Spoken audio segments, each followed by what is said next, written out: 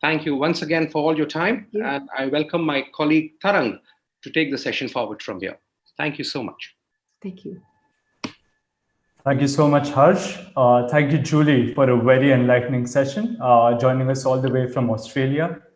Ladies and gentlemen, good evening. Please join me in welcoming our final speaker for the day. We have Mr. Cornelius Williams, who is the Associate Director and Global Chief of Child Protection Program Division, UNICEF.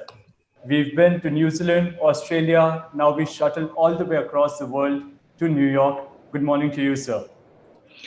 Good morning, and thank you very much, actually, from New York. It's World Children's Day today, so I want to remind you that actually it's the right day that you've called me to speak to you, right? Thanks for putting up the slides, okay? So this morning, actually, I will share UNICEF's global experience and data on child sexual abuse and future priorities for child protection, and the ways in which young people can be a growing part of the movement to end violence. Next slide. Every child should feel safe at home and in the community and online. Can you click actually as I go through? Okay, right. And this is fundamental, this is important actually. To protect all child against all forms of violence is enshrined in the Convention on the Rights of the Child and other international human rights instruments and treaties. The international community has also incorporated specific target 5 and 16 in the Sustainable Development Goals to end all forms of violence against children. So it is a global child and global agenda, right? And, you know, about half of the world's children are subjected to corporal punishment. Half of students aged 13 to 15 experience peer violence in and around school.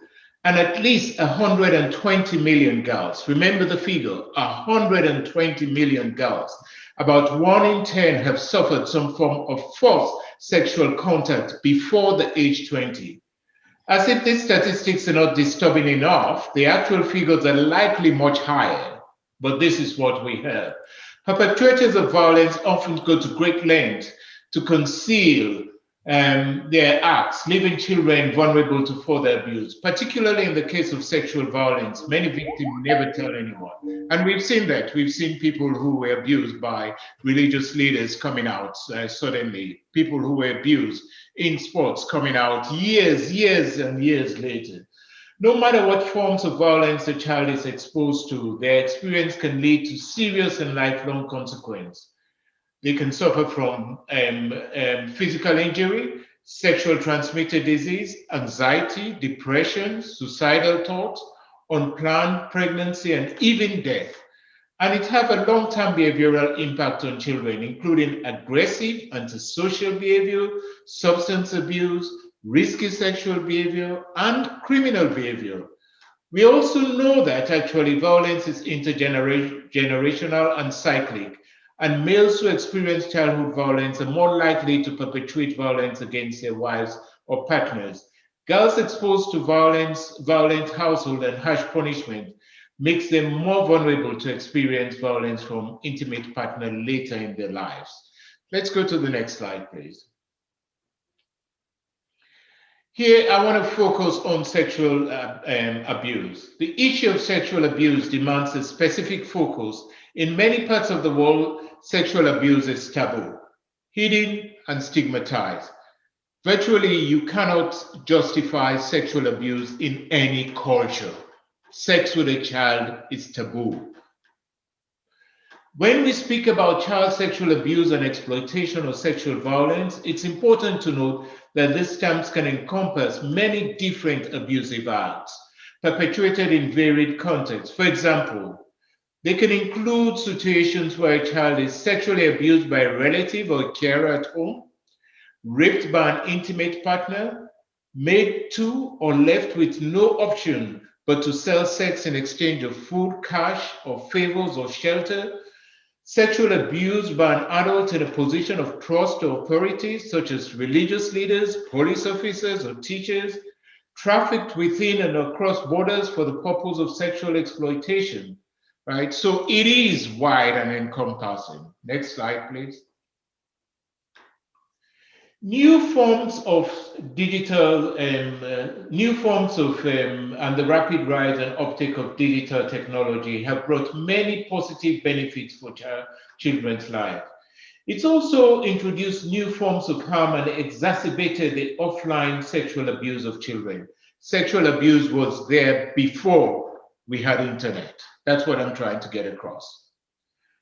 As previous speakers have discussed, and Julie said, there's significant increase in online grooming of children for sexual abuse and exploitation, live streaming of sexual abuse, and the distribution of sexual content. Please click for the animation. The volume of sexual abuse material in circulation online has reached an astronomical proportion. For example, in 2019, the Cyber Tip Line report to the US-based National Center for Missing and Exploited Children included a staggering 69.1 million images, videos, and other files related to sexual exploitation. And it has increased during COVID. Behind actually these, behind these figures, there are children suffering already and highlighted as I've highlighted before. Let's skip to the slide, please. Don't move. Despite the devastating, no, the next slide, please. Despite the devastating impact, sorry, the previous slide, sorry. The previous slide, yeah. Despite the devastating impact of violence online, right? And very low rate of persecution. Next slide. They're very low rate of persecution. And that is one of the things we're worried about. Based on data from 30 countries, only 1% of adolescent girls who've experienced forced sex reach out for professional help. There's very low rate of prosecution. Police do not enforce the law. Child Protection Service do not offer help. And that makes children who are sexually abused or are victims, they makes it reluctant for them to come out for help. If you come out and face all the pressure from society and you don't have any retribution, you don't have any services, why would you come out? What is the incentive for you to come out and report? Next slide, please. So, as I said before, though violence is pervasive, it's not inevitable. Today, there is a growing body of evidence that shows how communities can be made safe for children. We know that violence is preventable. Guided by the Convention of the Rights of the Child, as I said, we're working with partners all over the world. And we're addressing violence in all settings, in all forms, and supporting governments to achieve those targets, the SDG targets which I spoke about. At the global level, we're part of a series of alliances, and we set technical guidance to comprehensively address violence against children. We're also improving the data availability to build the evidence, which will help raise awareness. If there was no data and you didn't see these figures, you wouldn't know it's happening because it's a hidden crime, right? We're also improving actually and trying to get political will. And that's why I'm happy that you've invited me to your summit, right? Because we feel you guys can be able to push for the political will and hold decision makers to account that this should not happen to children. So through our country office as well, we are also collaborating with this government and with partners in business, civil society, faith-based organizations, and the media. Our efforts strengthen laws and policies to improve services for children and families. And we also support the parents and caregivers who are important. And we're also working with young people like yourself to ensure their voices shape the UNICEF program. And we are working with communities to tackle harmful behaviors and social norms. And we are advocating for social change that promotes safe environment. Last year, we intensified our effort to scale up the evidence-based intervention in 141 countries and provided health, social work, or justice law and other service to 2.7 million children. In tackling the online dimension of child abuse, UNICEF supports a coordinated national response using the We Protect model national response. If you don't have it, we can share it with you. Importantly, in our work to address online child sexual abuse, we draw on proven strategy to address child sexual abuse in the physical offline world. It is important to emphasize that technology does not cause online child sexual abuse. Though it enables it and facilitates it on a large scale than before, child sexual abuse material found online are evidence of child sexual abuse of a child offline, and most often perpetuated, as I said before, by someone within the child circle of trust. Next slide, please. We've seen impressive strides, actually, against child abuse, but we still face a huge hurdle. Going forward, we urgently need to accelerate action to prevent and respond to child sexual abuse. While national governments hold primary accountability for the protection of children from child sexual abuse, young people also have an important role to play. There are numerous examples of the roles you can play in which children and young people can participate in policy research, campaigns, awareness raising, service design, delivery related to violence prevention and response. For example, children and young people can be actively engaged in effort to shift harmful norms and behavior that perpetuate sexual violence. These include gender inequality, social norms around masculinity, sexuality, male sexual entitlement and hostility, disbelieving, victim blaming, stigmatizing attitude. Safety education in school is another thing that we can do. In home and our community as well, for parents and young children. For example, you can focus on safety in relationship with adults and peers. This content should include body parts, recognizing inappropriate touch or other forms of sexual behavior, including online, and who to talk to about it. Programs for older children who are above 10, addressing sexual victimization and perpetration, including the concept of consent and skills to ensure respectful and gender inequitable peer and family intimate relationship.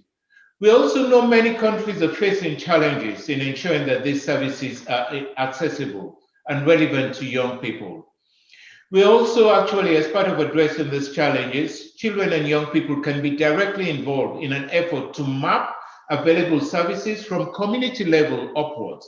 Evidence shows that inclusive and ethical consultation with young people can improve service delivery, good quality health, social care, justice, support services for victims can reduce the long-term impact of violence, of sexual violence, thereby also helping to prevent abuse in the next generation. Now, on to my last slide. And this slide, I have my key takeaways. The last slide, please. So in the future, one, we have to address risk in digital environment, which will be of increasing importance in preventing and responding to child sexual abuse and exploitation. The world is going digital, right? And young people, as we keep saying, are digital natives. The world is going digital. There will be more focus on prevention based on new evidence base that did not exist a decade ago. Violence is preventable, right? Second point, please. Click on the second point, please. So what we are saying here is government must lead. Government must be in the front, but it must be supported. And if the government doesn't have a multi-pronged strategy, then I'm urging you to advocate for that strategy, right? It has to be multi-pronged and not a single approach. Finally, as citizens of today, children and young people will be a growing part of a movement. And that's why we were so excited when you invited us, because we believe you will be part of a movement to end violence.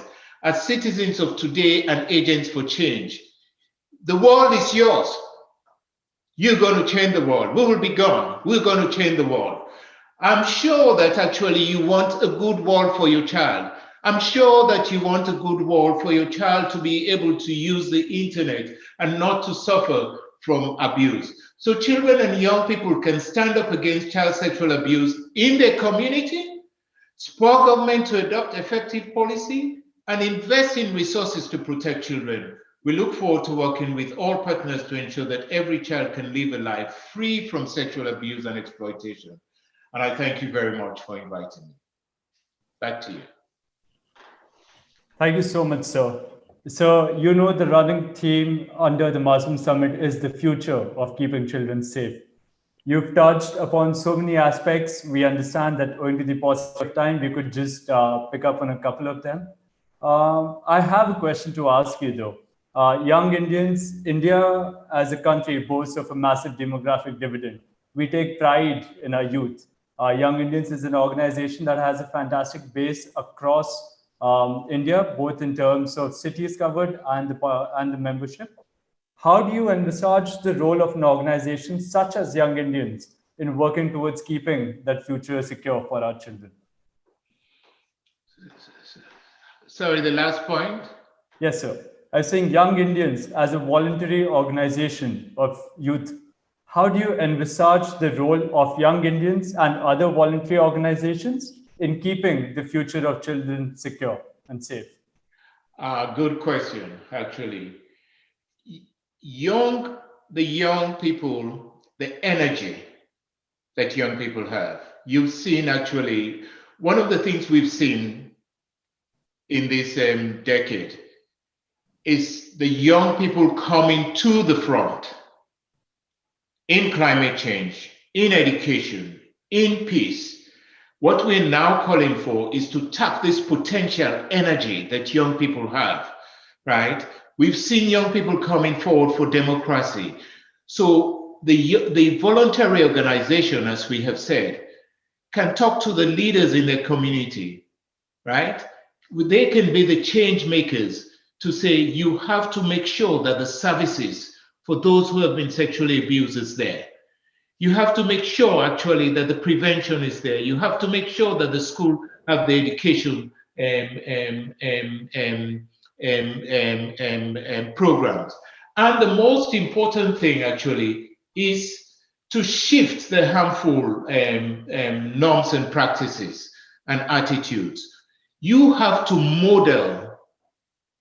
I was talking about the masculinity, the sexual entitlement. You have to model it, okay? And my final point, you have to make sure that we call it the bystander effect. If you see something, do something. If you see something, if you see somebody behaving inappropriately, do something. Thank you, sir. I think the bystander effect is something that has given us much to think about. It's really as simple as that. If you see something, do something about it. And I believe that will play a critical role when we talk about breaking that intergenerational change. You mentioned abuse and you mentioned exploitation is cyclical, it's intergenerational.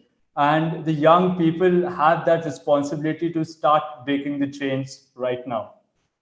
So one question that I did have was about the impact of CSA, impact of child sexual abuse on the larger socioeconomic development of a country, because we are all going through different stages of development. So keeping India in mind, how do you see cases of CSA, or how do you see the development of youth impacting the socioeconomic development of India?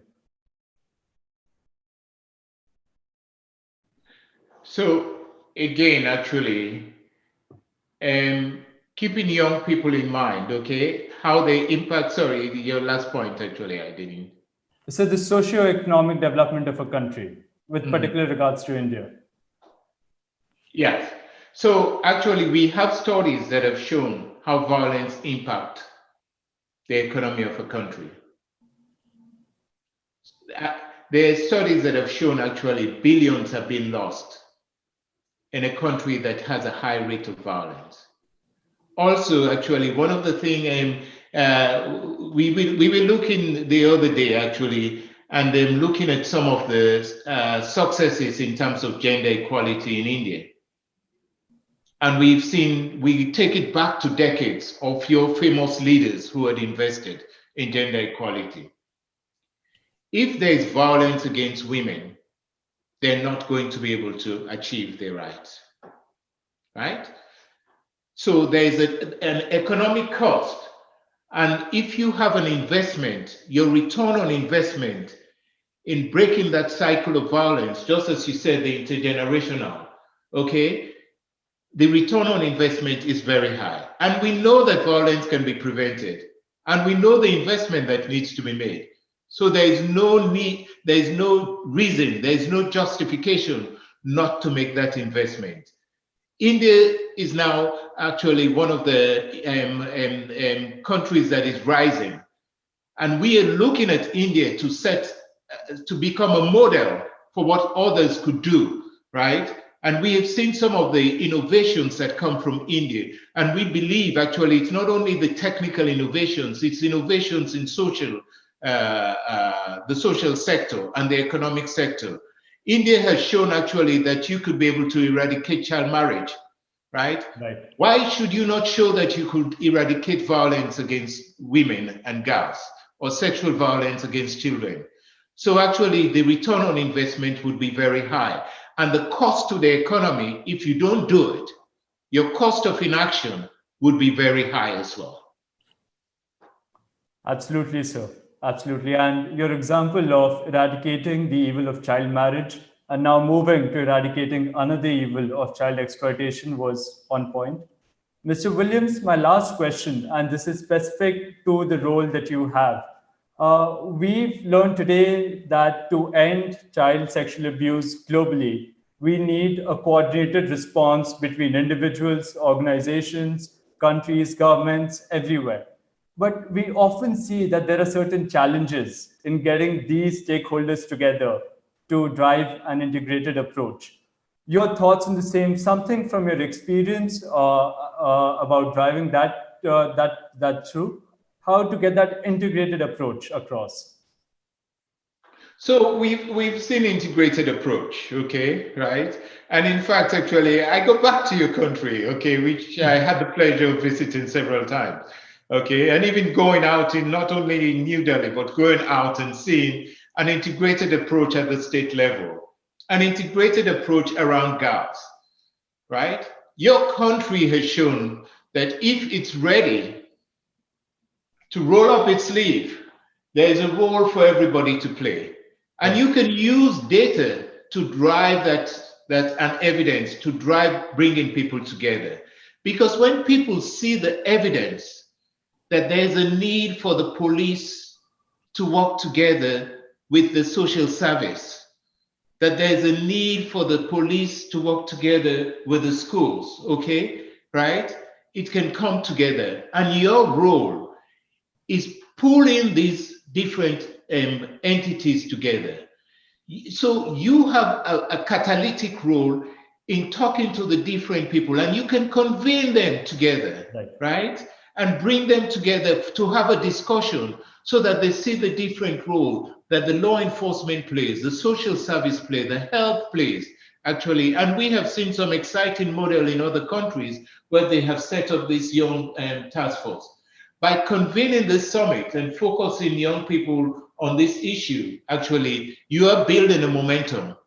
And I hope you can take this momentum back out into the field. Look at all the people you've convened. Yes, sir. It's multi-stakeholder. It's a multi-stakeholder presentation that you've done. And so you can be able to do it. So the burden is on you. The leadership should come from you. And it's your generation that's going to make that breakthrough. That is a call to action that we will aspire for, and that is a call to action that we hope to deliver on. Like you said, sir, roll up your sleeves, play your part, and we can do this together. At Young Indians, we believe in we can and we will, and I believe this fits in perfectly with what we've been trying to do. Ladies and gentlemen of the audience, that was Mr. Williams from UNICEF. He also represents UNICEF on the advisory boards of We Protect Global Alliance, on ID for Africa, the CPC Learning Network, and Changing the Way We Care. So we've had someone who brings in a wealth of experience talk to us today, enriching the session and enlighten us with all of his wisdom, and definitely a call to action for the youth to play their part. That is something, sir, that at Young Indians we will take very seriously. And we thank you for having taken our time and being a part of the Masoom Summit. And thank you for inviting me. Take care. It's been an honor, sir. Thank you. Mm. Wow, what a day we've had. The first ever Masoom Summit, and we've had a fabulous exchange of ideas. We've shared best practices, we've had knowledge sharing across sectors, across governments, across people, and definitely across geographies. At the core of it, it reminds us that to value and protect the innocence of children is to value and protect society itself. That is where it starts, and that is where we should head. Ms. Saparia's session today focused on mainstreaming conversations around CSA, and we at Wire are proud that through our awareness programs, we are taking these conversations to the grassroots. I loved her analogy of the fact that you put something on the internet, what you would put on a t-shirt as you go out. It's simple as that. Mr. Drennan followed up. He shed light on the need for a coordinated global response to tackle online CSA, bringing together governments, companies, and civil society organizations. A running theme that we identified that this problem cannot be solved in silo. It needs a coordinated effort. Ms. Thomas brought in the key aspect of industry. Industry plays a critical and a very engaging role in driving cultures throughout society and countries. Ms. Thomas shed light on the use of artificial intelligence and products such as hashes, which help us identify online abuse material. And that is the way forward. We have to identify how we get these and make it available en masse. We have to see how we take this from Microsoft and from others and bring it out to the people at large. Ms. Grant spoke about safety by design, something very simple. Child safety and child sexual abuse prevention has to be ingrained into everything that we do. It is simple as that. Safety by design, it is a default setting. When we look at an online material, it should be child friendly. It should be a system that protects children from all forms of abuse.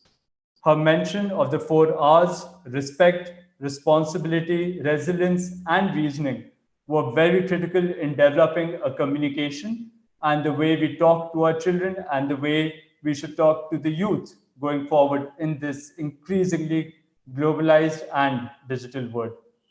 Mr. Williams brought home the conversation in the best manner that it could. He brought home the conversation to the fact that ultimately it comes down to us. It comes down to the people. It comes down to the increasingly important role of youth and the call to action. Roll up your sleeves, play your part, and help end this problem globally. It has unfortunately become abundantly clear that this problem is universal and the many, many ways in which CSA exists globally. We at the Masoom Summit have started a convergence of speakers, of people, of thought exchange programs, and we hope to be one of the drivers of change in ending this heinous issue. It requires individuals, organizations, and governments to come together and play their part in securing the future of children. Ladies and gentlemen, that brings us to a close of day 1 at the Masoom Summit. It has set a supremely strong precedent for the sessions to follow on day 2. We begin day 2 with an interaction with Dr. Rinchen Chofel. Dr. Rinchen Chofel is the Director General for the South Asian Initiative to End Violence Against Children. We start tomorrow's session at 3 p.m. sharp. We hope to have all of you join us. There's been an entire team working behind the scenes. On behalf of Anuj, Apurv, Jay Prasant, Lekram, Namrata, Preetham, Rakesh, Varun, Vishal, and Piyush, this is Tarang Khurana thanking you for joining us today. and hoping that you join us tomorrow at 3 p.m. sharp for day 2 of the Masoom Summit. Thank you so much, everybody. Have a good day.